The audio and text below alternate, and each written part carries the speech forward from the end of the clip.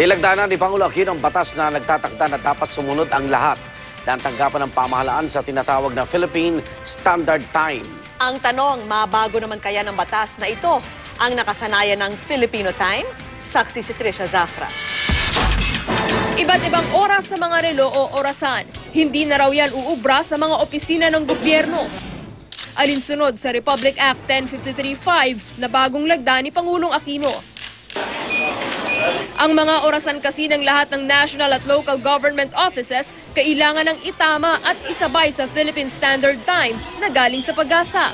May malaking tulong sa amin para talagang gamitin na ng mga Pilipino ang tinatawag na Philippine Standard Time na kung saan ay alisin na natin ang tinatawag na negative connotation ang sinasabing Filipino Time. Para sa may-ari ng accounting firm na si Gary, kahit hindi siya taga-gobyerno, nakikita niyang makikinabang din ang mga nasa private sector sa batas na ito.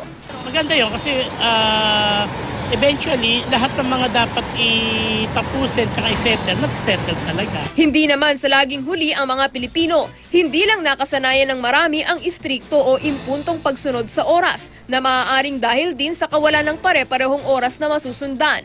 Ang ilan nga, ina-advance pa ang mga relo para lang matiyak na hindi sila mahuhuli sa kanilang mga lakad. Yan mismo ang diskarte lagi ni Beth. Advance ng 3 minutes. Ayoko lang na nalilate. Pero kanina, hindi umubra ang 3-minute allowance ni Beth. Tila iba naman kasi ang oras sa relo ng kausap, kaya 40 minutes na itong late. Pag hindi kami pinapasok, uwi na lang kami.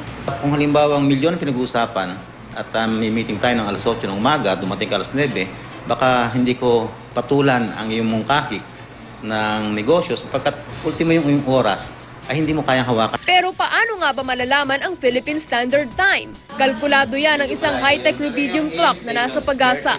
Mula sa rubidium clock, ipinapaalam ng Network Time Protocol Server ang oras sa publiko sa pamamagitan ng internet o sa website ng Pag-asa. Maaari ring tumawag sa numerong 929-1237 para alamin ang tamang oras. Nakasaad din sa batas na maglalaan ng pondo para sa mga aparato na makapagpapaalam sa publiko ng Philippine Standard Time. Wala na nga raw dahilan para hindi sumunod sa oras kahit ang mga nasa pribadong sektor. Baka sakaling ma-exercise natin ang tinatawag nating punctuality at ang tinatawag na respect for the value of time to others. Trisha Zafra, ang inyong saksi.